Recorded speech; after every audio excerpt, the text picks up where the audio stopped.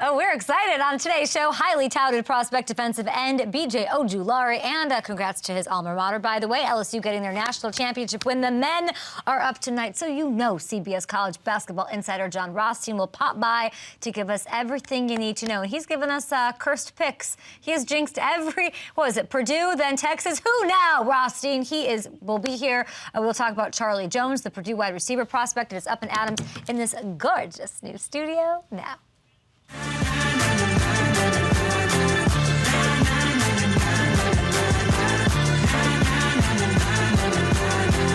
New studio vibes are high on a Monday. This is a great sports week, guys. Low-key, a great sports week. Yes, we'll talk NFL. Will Lamar Jackson be in our A block to start the show? Of course he will be, as it is now April 3rd. Big week. March Madness pretty much over. April is upon us. We're going to get into it. We're going to bring in Matthew Hamilton here on the show. Rothstein will join us. I'm not wrong, right? He's cursed every pick, Hamilton, that we've made on this program as we've gotten to know the great Rothstein, We Will Sleep in May guy right here on Up and Adams. Yeah, things have not gone particularly well for the teams he told you to root for. But, this has been an especially wild March, too. I think, we've seen so many top teams fall and so much craziness go on. I think it's happened to everybody. We have BJ Ojulari on the show. He's gotten his paws all over these top quarterback prospects, and I cannot wait to talk to him about the Bryce Youngs, about the Richardsons, and so on, and pump him up as he's going to be a nightmare in the NFL. Not a nightmare weekend for one George Kittle. We got to talk about this. I woke up. This is absolutely everywhere. Pat McAfee, of course. Yeah. McAfee with the pretty athletic move there from jumping from the post. Yeah, too. He got on the post. I was going to say the stoop. He got up on the whatever that thing is called, and he did his thing. And it was live in LA.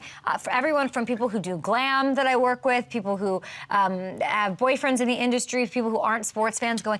I ended up at WrestleMania because it's in LA, and I'm never not going. Ever again. They, of course, have a big deal with Endeavor, WME. Shout out to them and everybody over there for this amazing thing they're doing in partnership with UFC. And it is just insane what went on here at WrestleMania. We had AJ Francis on our show in studio. He was at SmackDown. Didn't turn out really well for him on Friday night in LA, but we were happy to have him. And Hamilton, I'm just going to say this. We can say great for George Kittle, living out a dream. We're always going to celebrate that. The real MVP here and the reason behind all of this, it's Claire. If you look at this tape, and this isn't just, seriously, she sells it. She knows it's happening. It's obvious, she's sitting there, and she's like, listen, she looks fabulous. She always has it completely put together. She's at every game. Any game that he balls out, I go, did he give Claire Kittle a kiss on the sideline before in pregame warmups? He sure did. Think about when he did that song and dance with Kelly Clarkson at NFL Honors. You were there in the building. So was I. If you look at that, Claire Kittle's also his hype woman. George Kittle showed up the next morning on our show at Super Bowl and said, I was so scared to do it. But Claire Kittle, my amazing wife, she really was in my corner and got it done. So Claire, amazing. Watching your husband. Can you imagine being the wife of this man who's doing this in front of you in SoFi? No, I can't, but she can. And they are amazing. All right, we've got lots to get to on the show. And we've got the game tonight. So Hamilton, just quit leaving me. Get over here. We've got lots going on here. Talk to me about NCAA odds. So it's SDSU, UConn. Rothstein will be here, but what's going on at FanDuel with this one? Yeah, so right now, UConn is a 7.5-point favorite. They're minus 335 on the money line. And you had to think they were going to be the favorites going into tonight. They've dominated every single game so far in this tournament. I can't remember a team making a run to a championship in March Madness, just blowing out their opposition the way that UConn has so far. I just hope nobody shows any demonstrative, competitive confidence in this game, lest the internet go on fire. Okay, and then we have the Masters starting this week, and our guy Jordan Spieth is all I want to hear about. So is he... Listen, he has a good shot to win this legitimately. It's not just because he comes on our show. It's not just because he's a friend of ours. It's not just because he takes a private jet to an RV. What are his odds of winning his second Master, which I believe would put him in the rare company of just 17 other golfers ever to win twice? Yeah, so right now he has the fourth best odds of anybody in the field at plus 1,700. Scotty Scheffler and Rory McIlroy are both plus 750. They're the favorites at the top. And then John Rem is plus 900. So The odds makers are giving him a decent shot as well, Kay. So here's what I was just reading about. Obviously, he won back in 2015. It's a long time ago. Been some ups and downs, a bit of a lull. Then he came back and started winning and gaining confidence. And he talked to us very candidly about things that he's improved in his game since then. And then he's got a couple of these wins under his belt. Here's what's kind of curious. He wins in Texas. That happens in 2021. It was on April 4th, right? Then he wins at Harbortown the next year, April 17th, 2022. And why is that interesting? It's because both of those, for 2 years in a row now, in April, were on Easter Sunday. The last round of the Masters happens to be this weekend, April 9th, on Easter Sunday. So could he make it 3 in a row? I'm thinking maybe. And I think that, his chances are pretty solid. And if I'm having fun over at FanDuel, that's who I'm having fun with, Hamilton. Yeah, that's a pretty compelling case there. Something about Easter Sunday just seems to bring out the best in him. So definitely have to like his chances. Doesn't he? What's his game over at FanDuel? I can't find it. Anybody can name me, tell me what his game is? He has a whole thing, and they what's it called? Oh, it's a downloadable app. It's this whole separate thing with FanDuel that they made so everyone can play. We'll get the name for everybody out there. I wish I had it for me right now, but I forgot what it was. Did you watch Succession? Fairway Frenzy. Oh, it's Fairway I Frenzy. did. Let me look this up. Fairway Frenzy over there with FanDuel. Everybody should go check. Yeah, Jordan Spieth's Fairway Frenzy. I want to play this. Okay, that's who I'm rooting for. And I'm trying to think of who's the underdog, and it's SDSU, right? I'm going with them. They're winning the whole thing. Yeah. They're winning the whole thing. Spieth's All right, winning so the Masters. UConn it is. Yeah. No. It all depends on what Rothstein says. Because he's, It's true. the great Rothstein. Whoa, we'll see what he has to say. Watch Succession. We're not going to talk about it. Want to know why? Because it was boring. It was a building block episode, They're planting the seeds for some big action. Do you care to amend your choice of Jerry as the one who wins all power in the world of Waystar Royco? What? I'm going to stick with her right now. I'm sticking with her. Okay, last night it was one of those things where I tried roping somebody who doesn't watch it into watching it, and said, just watch one episode. Just watch this episode.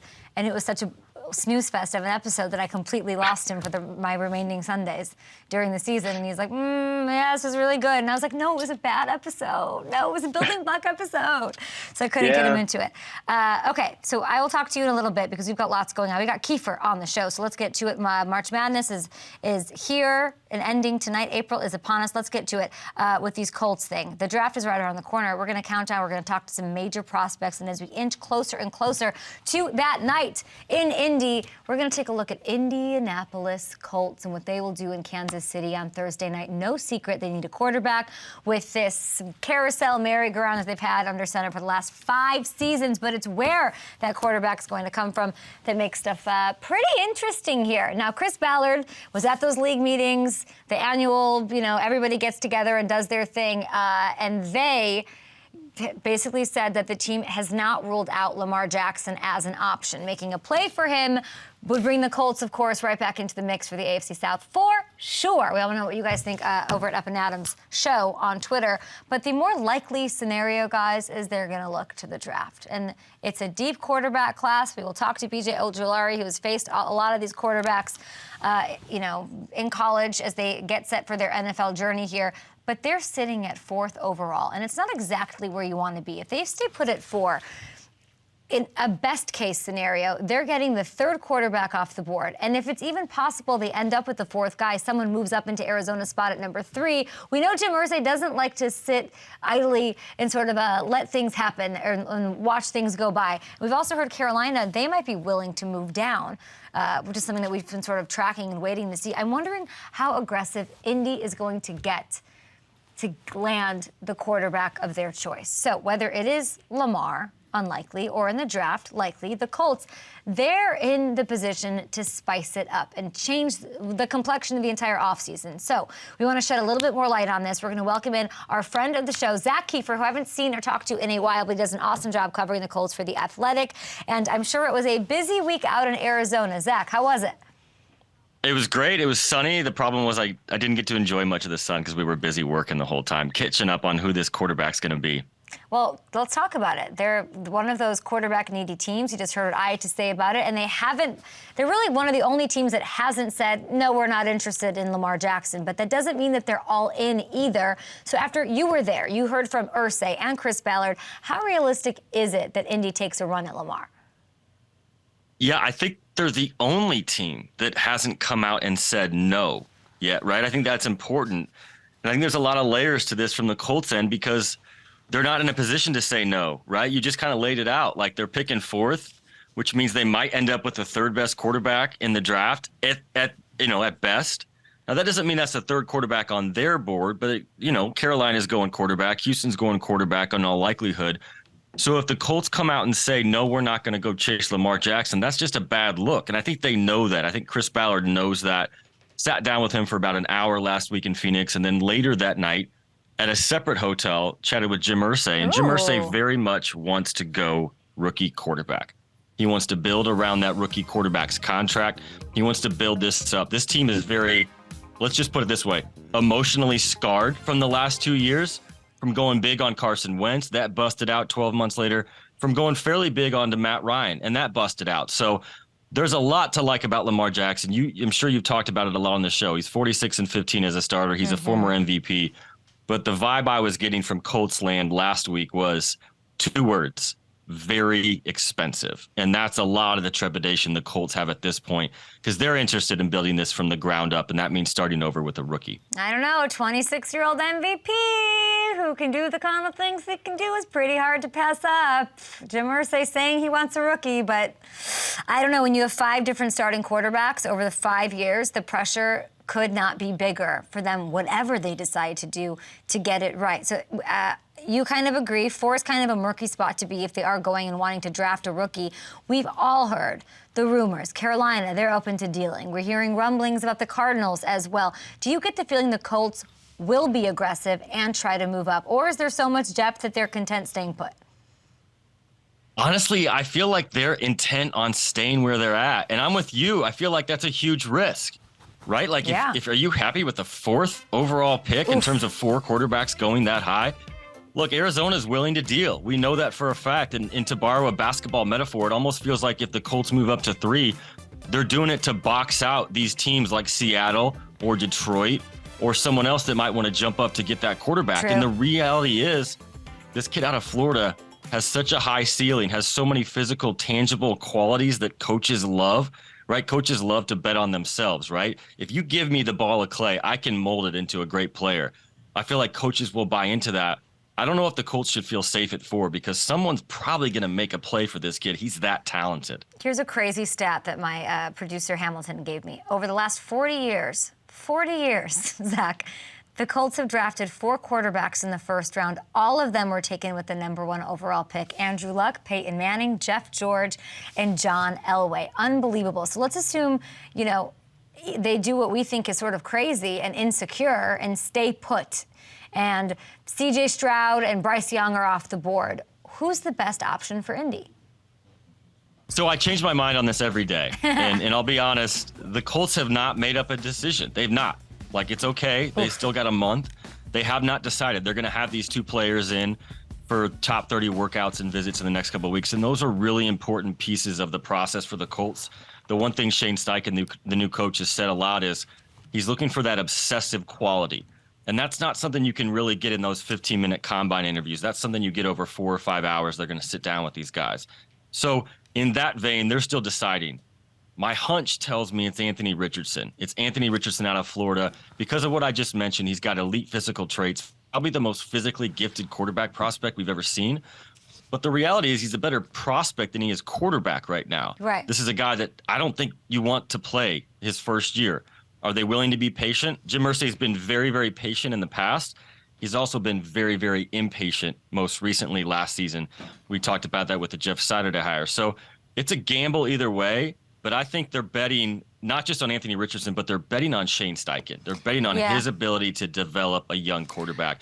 And Richardson can do anything on the field. I would take Richardson #1 overall. I'm just saying, if it's such a crapshoot with and everyone wants to crown Bryce Young, and I'm not saying that, but if you're talking talent off the charts, biggest ceiling, swing big. That's what separates him is those physical attributes that you're talking about. And if they land him at 4 overall, I believe he falls to them and is a huge value. But you're right, it's all up to Steichen to get the best out of him. You know, you're talking about physical assets and skills. Our next guest, and we appreciate you, Zak Keefer, who covers all things Colts for The Athletic. Busy month for you. We've got BJ Ojulari, who if you think, BJ, that I didn't see you stride for stride, step for step, chasing down Anthony Richardson, who broke a combine record, the fastest edge rusher alive. Next. We're into April, baby. That means it's time for these college studs to take the next step and level up to the NFL. We're going to introduce you to some of these guys, and I could not be more excited to welcome our next guest. He is an LSU alum, one of the top-ranked pass rushers in this year's NFL draft. He finished his LSU career with 16.5 sacks and on some really prolific quarterbacks, too. And this past season, he was named first team All-SEC. Please welcome LSU defensive end BJ Ojulari. Hey, how you doing? I'm great. Not as good as you, though. What are your days like right now leading up to this draft? Is it stressful? Are you trying to keep it calm? Yeah, I'm trying to keep it calm. Meetings. Gonna have some top 30 visits coming up pretty soon. And just, trying to stay in shape, getting ready for rookie minicamp. I love that. But you still have time to somehow watch and cheer on your Tigers, because big night last night. Congrats to the LSU women's basketball team. They win their first national championship. You were tweeting about it. How proud are you of these women? I'm so proud, especially, all they had to overcome this year, all the stigmas, early on. But I think they did a great job. They went to the tournament with a chip on their shoulder, and they definitely prevailed. So it's a great win for LSU. Great head coach and Kim Mulkey. And, we're just excited down here in Baton Rouge just to celebrate them. Yeah, we all love it. We're wishing them luck. We've got the rest of the Final Four. The men are up tonight between SDSU and UConn. We'll see how that plays out. But we want to talk about you, BJ. You had your pro day at LSU. I know that you've been dealing with a bit of a hamstring injury. You've been very open and candid about it. Tell everyone how you are feeling and how you feel you performed last week. I wasn't feeling 100%, but I just still wanted to go out there, show the scouts that I'm still explosive and, that I wanted to be out there. I tried to do some drills, tried to do the L drill, didn't feel the best. So, I just cut it short right there. But I think my tape speaks for itself, my explosive ability and playmaking ability as well. Now, before last season, you made a switch in your jersey number, which I have to ask you about. What is the significance of number 18? What did it mean to you that you were awarded that number?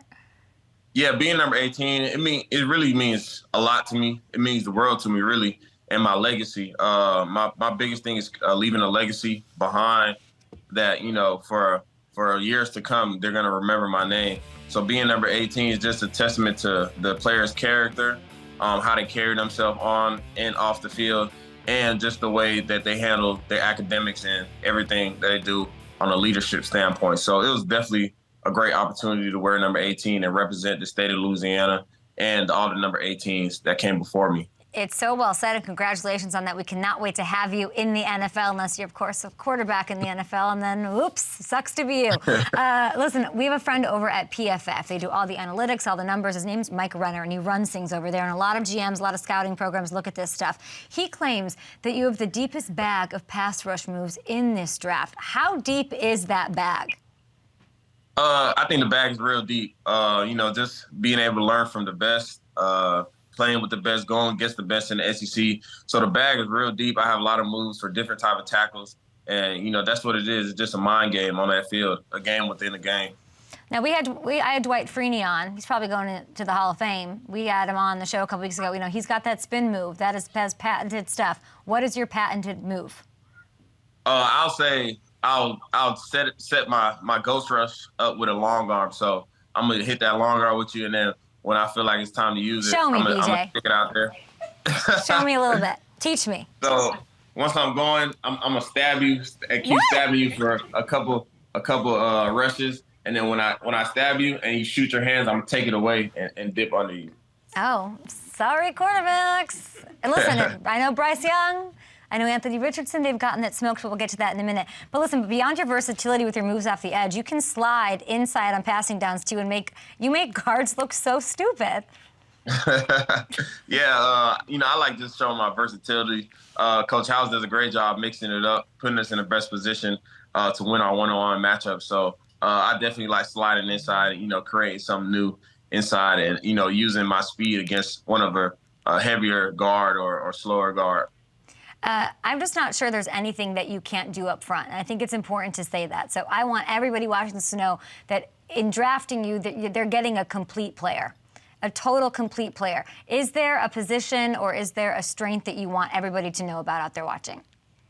Yeah, I just want everybody to know that my playmaking ability, of course, everyone knows I can pass rush, but I can definitely create plays behind the line of scrimmage, get TFLs in the run, and, just set us up, for third down and long. So I just want everybody to know that I can also play the run, set hard, strong edges, and get after it. Now, you led the entire SEC. That is not easy. You led the entire SEC in quarterback hits last season. You faced 3 of the top quarterbacks in this year's NFL draft, my friend, Bryce Young, Anthony Richardson, and Will Levis. And you've hit them all. You've got your hands and paws all over them. So let's have some fun with this. I'm going to ask you some questions. I want you to tell me the answer is Young, Richardson, or Levis. Who was the most satisfying to get a hit on? To get a hit on, definitely Bryce Young, Heisman winner. So that was definitely most satisfying. Is it because he's a Heisman winner or why? He's slippery. Yeah, he's slippery. One, he's slippery. He's hard to sack. He's the Heisman winner, and it's just Bryce Young, and he plays for Alabama. So just a little of that. I like that answer. Which of these 3 are you most excited to play against in the NFL? Against definitely probably Anthony Richardson. I just want to see his athletic ability flourish. Obviously not against the team I'm on, but I just want to see, all the great things that he can do, not just as an athlete, but as a quarterback. Which quarterback would you most like to play with in the NFL? Play with, that can go for all 3, really. I think all 3 are great quarterbacks. They did some amazing things against us, and they're all great and different in their own way. BJ, you would play with Bryce Young? Yeah, I'll play with Bryce Young. Who's the quarterback who chirps the most? These quarterbacks in the NFL always talking. When you get your hands on these guys, and you've sacked all of them in your college career, who talks the most? Who talks the most? I want to say they really don't, talk too much. They let their game talk. They're always talking to their offense or something like that. When I remember playing all 3 of them, they really didn't say a word. So we were watching this in our 5:30 a.m. meeting. I told you this in the commercial. It's a bunch, I haven't had my coffee yet, I'm whatever, and we roll the highlight of the last play of the half against Florida this year. Anthony Richardson, who just set a combine record for speed at the quarterback position, Mr. 4.4 speed, fastest combine. He, rolls out. It's a Hail Mary situation, and you are in step with him at your size. Can you take him if it came down to it in a race? You think you could beat him? Can I take him in a race? Yeah. Would you beat Anthony Richardson? I think I can. When you're racing somebody, you got to hit a different gear, especially when you're chasing somebody. So I remember the play you're talking about. So when you see a quarterback and you're chasing them, I don't know what it is, but you're gonna hit another gear and go just a little faster. You have this next level speed. I mean, you closed in on him. You forced him to chuck the ball out of bounds. It was unbelievable. Now you have a bit of a legacy thing going on here because your brother Aziz, he was a standout linebacker, Georgia Bulldogs. He was drafted by the Giants in 2021. He is an absolute stud. What made you decide to choose LSU over following in your big bro's footsteps to Georgia? Yeah, LSU, it really just felt like the place I needed to be. I took a visit. It felt like home. The way they recruited me, they nonstop recruitment. And I just felt like going to LSU was the right decision, and I can accomplish all my goals at LSU. And really, the culture, the city that I've been introduced to of Baton Rouge, it's only been great to me. So, especially being able to wear number 18 and continue my legacy at LSU, I definitely think I made the right decision and the best choice. BJ, was your brother mad? Nah, he wasn't mad. He wanted me to come to Georgia, but he wasn't mad. He definitely supported me. He was the one who even encouraged me, to check everybody out. Look at other schools as well. But even though he still wanted me to play for Georgia. Well, now he's going to champion you and going to the NFL, where he's a stud, by the way. He set the Giants record for sacks by a rookie with 8 in 2021. Right. Super impressive, and we're big fans of him on the show. What have you been able to learn from your brother about this time right now that you're going through, the draft process? Any pointers he's given you?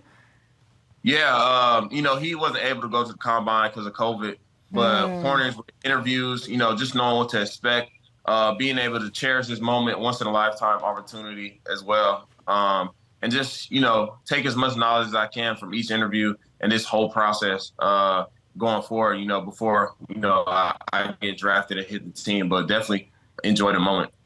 Now, BJ, I know he didn't make you go. He let you go to LSU. He wasn't mad at you, but he's on the Giants. And then I'm looking at your Twitter this morning, and your header is Lawrence Taylor. So, New York Giant legend. I had told you I had Dwight Freeney on. Dwight Freeney said that that's who he would want to give him his speech and induct him into the Hall of Fame. Are you trying to manifest yourself to the Giants? I'm just blessed to go wherever I go. I really didn't even think about that. Lawrence Taylor, he was one of the best pass rushers, so I've been putting him up there on my Twitter bar right there. But it wouldn't be bad to go reunite with my brother.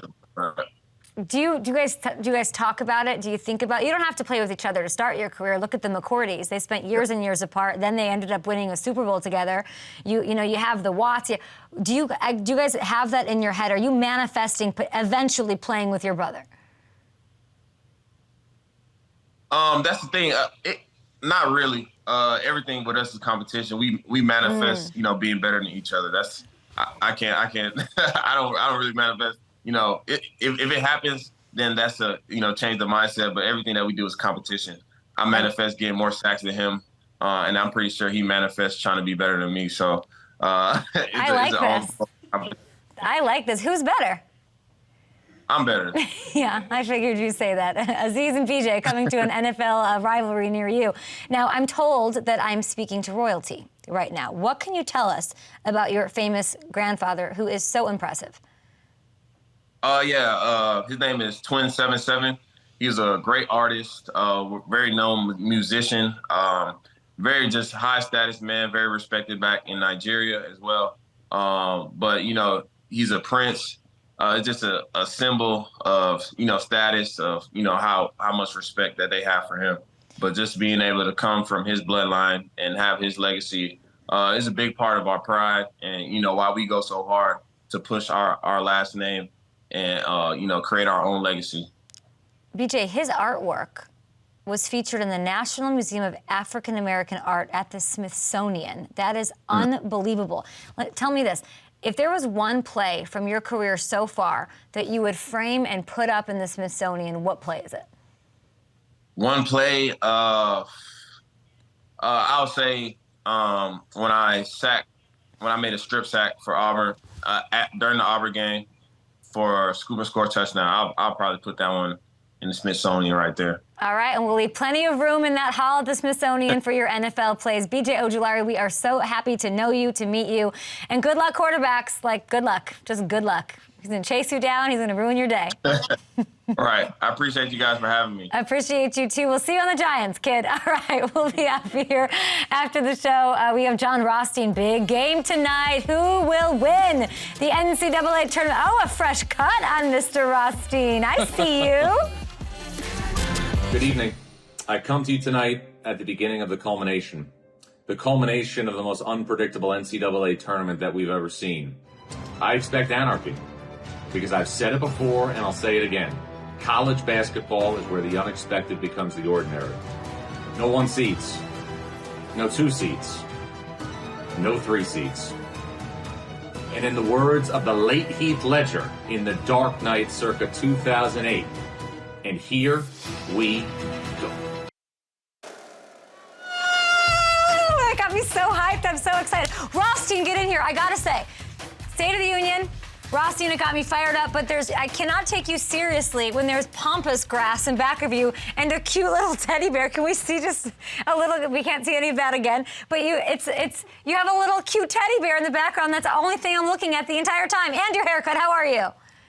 I'm outstanding. I actually need a fresh cut, and that was going to be the first thing that I thought to do when I get off the plane and get back into New York tomorrow. But the fresh teddy bear is a prop by my beautiful wife, so I can't take credit for that. When I first lived with my wife, when she moved into my old apartment, Ooh, tell us. I had, a picture of Ali enlisting. I had pictures of Rocky 2, 3, and 4, and then a separate plaque of Rocky 4 my gosh. on a different wall. And I refused to change anything. But when we decided to have our own place about 4 years ago, I lost all rights to put things up on the wall. So I'd like to think I add some character to our home, but I'm not a decorator. I've had to relinquish that title. What was your first date with her? Our first date was at the Mark on 77th and Madison, October 7th, 9 o'clock, 2017, because we met on October 1st, 2017.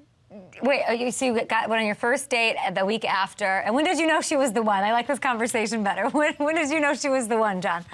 When did I know she was the one? Well, we met in October, and then I would say, again, in December, I think, we did a little bit more things together with friends and with family and so on and so forth. But I got really, really sick that December, a couple of days before Christmas, and she just continually, kind of was coming to my aid and wanted to know if she could bring me things. And I knew she was a keeper then. And then, obviously the following year you do more types of social events and things like that. But yeah, I knew pretty early on.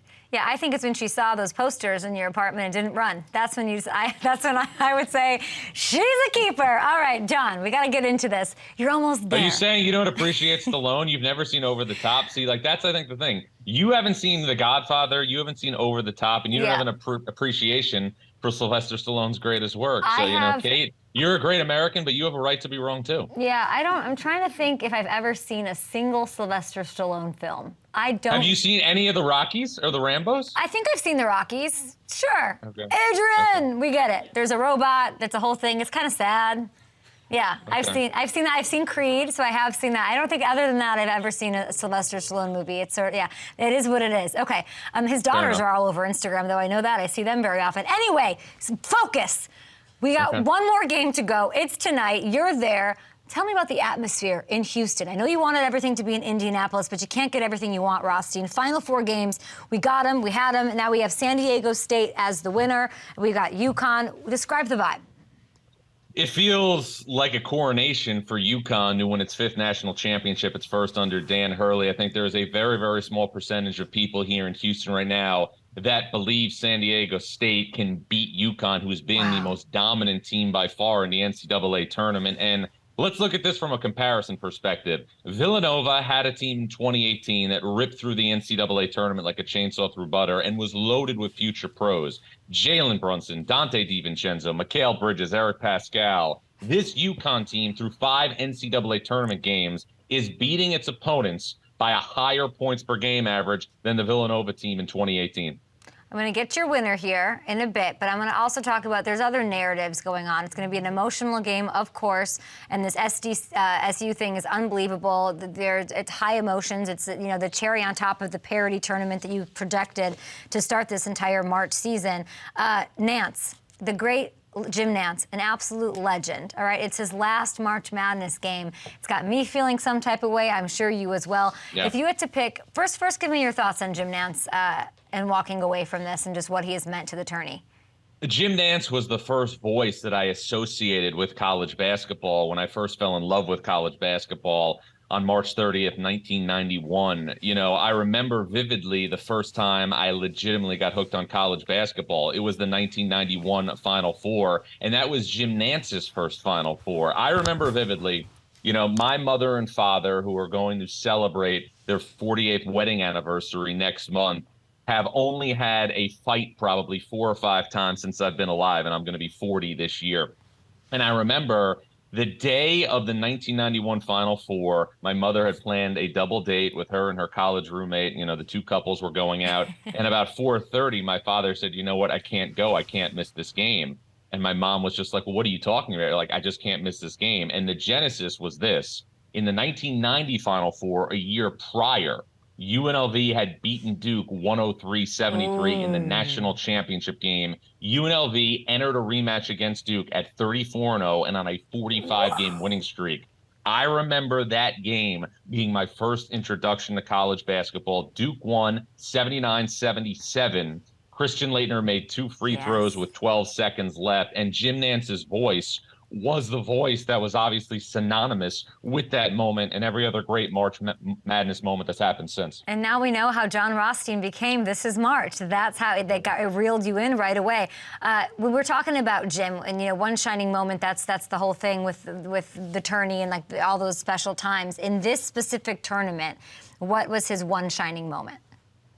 I just think, having the opportunity to get a proper send-off in Houston, and I was working our practice show on CBS Sports Network Friday, and the coolest thing happened. The mayor of Houston gave Jim Nance, who obviously went to college at Houston, a key to the city. So this was the perfect way to wrap up an illustrious career calling the NCAA tournament the greatest show in sports. And we will all be listening, of course. Congratulations to you, Rothstein, because you won people a lot of dough, okay? You had a winner for your We Sleep in May parlay with FanDuel, earning people $1.3 million. So I listen, I've never won a parlay. I do it pretty much every week of the NFL season, never won one. So I might need some tips for you. But who do you have tonight?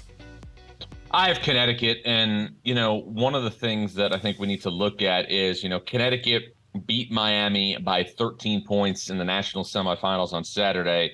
But the Huskies were not close to reaching their apex. Jordan Hawkins, who battled an illness on Friday, only scored 13 points against Miami. He scored a combined 44 points in the 2 previous games in Las Vegas, and he was not near his best. It was still a double-figure win. Then you look at Andre Jackson, the most indispensable piece on UConn's roster. He barely played in the first half due to foul problems, but still, UConn was able to get a 13-point win. How valuable is Andre Jackson as a facilitator for UConn in a point-forward role? Okay, in the NCAA tournament, Andre Jackson has 35 assists to just 8 turnovers. Whoa, that's incredible. That's who I'll be watching on UConn side. Is there somebody on SDSU that I should be watching really closely tonight? Micah Parrish and Matt Bradley, because in order for San Diego State to have a chance to win this game, they're going to have to be able to go over the top of UConn's defense and make threes. I was at a San Diego State practice in the preseason. Micah Parrish is somebody who immediately stood out because of the offensive prowess that he could bring in reserve. He's done that in spurts in this NCAA tournament. And Matt Bradley finally got off the schneid against Florida Atlantic. He's made 5 3-point shots in the NCAA tournament. 4 of them came against Florida Atlantic. These 2 guys got to be really, really good going over the top of UConn's defense, because one thing that we've seen, you are not going to get anything at the rim against UConn on offense because of Adama Sanogo and Donovan Clingan, who I've nicknamed the human volcano because he can erupt at any time. That's a great nickname. I'm sorry, you're just kicking it, SDSU preseason game? Just happen to be there? No, well, I go to about 40 practices in the preseason. Suit, tie, handkerchief on, the whole deal for the entire practice, locked in, trying to get observations so, I can continue to sharpen my knife to be the best I can be. Because as I said to you a couple of days ago, the most important thing is the next thing, Pat Riley. It's true, Pat Riley. All right. By the way, UConn going for its 5th championship in 25 years. Only 2 schools have accomplished that. Do you know who they are? 5th championship in 25 years? Yeah. Let's think about this. Has to be, UCLA is 1. 5th title in 25 years, Duke. Duke, got it. Oh, gosh, I can't get you. Jeez Louise, we'll see if we can here in a little bit. Okay, what else did I want to ask you? Listen, we noticed that, Marissa noticed that there's no Rothstein-ism for SDSU. Should we look forward to one dropping tonight if they do pull out the upset? Rothstein-isms cannot be forced. If it is forced, it's not going to be genuine. It's not going to be authentic. So, folks in the lab who I've had contact with are working on a San Diego State tagline, but, this can't be forced. What's the first thing that you will do once that buzzer sounds tonight? I'm going to make sure that my column is tight for tomorrow. It's the last breakfast buffet that I will write this season. Again, I've written one every day since the first day of the college basketball season. I'm going to make sure that my Rothstein 45 at collegehoopstoday.com is pristine. I'm going to change it 50 times a day because of transfers and NBA draft decisions. And then, we're going to do our post-game show on CBS Sports Network. I'll come back to the hotel. I'll have a quick Modelo. Then what I like to do is I like to pack and make sure I'm all ready I then will take probably a quick body shower, get in what I'm going to wear on the plane, and my post-game ritual is always the same at the Final Four. I want to be on the first possible flight out in the morning. So I've got a 6:25 local flight out of Houston, so I'll get picked up at the airport about 4. God willing, with a little bit of luck, we'll have wheels down at LaGuardia sometimes after 10, and I'll be back on the Upper East Side probably somewhere, near around 11 a.m. Eastern time tomorrow. You are like no one else I've ever met in my entire life. Okay, let's get into this. We have to wait, right, to see who's voted most outstanding player tonight. I do want to test your hoop brain a little bit, give you a little warm up there with the UCLA Duke thing, but let's do this. I'm going to show you a picture of a previous most outstanding player from the past 25 years, John. And you've got to tell me who it is, and I won't know, so I'm glad I have the answers written here somewhere, and who they played. Ooh, Marissa, this is tough. Who they played in the championship. Are you ready? I'm ready. Let's do this. Who is this? That will be Luke Hancock of Louisville. Louisville beat Michigan in 2013, 82-76 in Atlanta. You're insane. All right, who is this? Next. Oh, we got it. Okay, who's that? That is Corey Brewer. Corey Brewer was a part of back-to-back national championship teams on Florida in 2006 and 2007. Florida's national championship in 2006 was against UCLA, coached by Ben Hallen. Final score was 73-57. That was in Indianapolis. 2007, Florida beat Greg Oden in Ohio State, who was coached by Thad Matta. In Atlanta. Marissa, did you give him the answers? All right, move it along. Who's next? Who's that? Mateen Cleaves, Michigan State, 2000. Michigan State over Florida, 89-76, 2000. Okay, this is boring. Who's this? That would be Miles Simon, 1997, Indianapolis, Arizona over Kentucky, 84-79 in overtime. You know the score! All right, last one. Who's this? That would be Joel Berry, who was on North Carolina, 2017 in Glendale, Arizona, 71-65 over Gonzaga. I'm sorry, we can't accept that answer. It's Joel Berry the second. Okay, fair enough. Got Tough crowd. No, that is unbelievable. You know what? I thought I'm taking back how I thought it was so cute that you remember the date of you and your wife's first date, because you just remember everything that's not cute at all. You're just a specimen. I don't even know how to put it. Enjoy tonight. Drink your water. Get you a slice of pizza when you get back to the Upper East Side. Tell me your best slice in New York. There is a place, it's a hidden gem across from PJ Clark's on 55th and 3rd, Cassiano's, that it's not open Sunday. That's a little bit of a bummer in case obviously you want to slice on Sunday so they can't get a delivery on Sunday off Seamless, but it has the most unbelievable drunk grandma Sicilian slice with vodka sauce. It is to die for. Okay, Cassiano's, I'm looking at it right now. I'm going to have to get this. I'm going to get this next week when I'm there. A Barstool Pizza review. So it's not quite a secret, but I'm going to go check it out. I've never had it. I know that PJ Clark's very well. Rothstein, you are a pleasure. You are unbelievable. You blow my mind. I was sitting here like, do you give him the answers to this? How did he do this? Okay, there's one answer. Some people have hobbies. I watch college basketball. It's true. Rothstein, we love you. Good luck tonight. Good luck to UConn. Good luck to SDSU. Of course, it'll be an epic game, and we will talk to you after anarchy takes place. We'll be back right here. I was pumped up, and then I saw those, I was like, we need to work on the background if we're going to be badass like that. I got to say, one of the wildest interviews we've ever had on the show is with this guy, Jared Allen. Jared Allen, happy birthday to you. He was saying things, and I was like, wait, what is he? He just let it rip, and we love him for it. Happy birthday to the Vikings legend. We'll be back after this. Draft prospect time, baby. Purdue wide receiver Charlie Jones. One thing about him is he might have made the biggest come up of any NFL draft prospect during the 2022 season. Let's get into it. It has been a roller coaster, Disneyland style. What's Incredicoaster style? One loop upside down. It has been a wild journey for the 5'11", 175-pound speedster to get to this point. It's where you end up. That's what they say. Where did he come from? Deerfield, Illinois. Shout out Michael Jordan. He was a 2-star recruit coming out of there, and not many people saw the NFL in his future. Let's just say that. He first landed a scholarship at Buffalo, but after having just a limited role there as a freshman, he decided to hit the transfer portal in hopes of landing at a bigger program that would give him a better opportunity. And that didn't quite work out the way he'd hoped. He didn't get the type of scholarship offers he'd hoped for, so he ends up moving on to Iowa as a walk-on. And while Charlie absolutely flourished on special teams, leading his conference in return yards and being named the Big Ten Special Teams Player of the Year in 2021, he still wasn't getting the opportunities he wanted at receiver. That was his dream. He had 21 catches over 2 years, just that with the Hawkeyes. So what did he do? He said, F this. I'm going to try and go somewhere else again. He transfers to Purdue to reunite. This is awesome. He reunites with his quarterback, Aiden O'Connell. That was his teammate all the way back in 3rd grade for the Buffalo Grove Bills. I know those Chicago suburbs. Shout out to them. This was his last shot to say, this is what I can do. Let me show you what me and this 3rd grade throwback can do.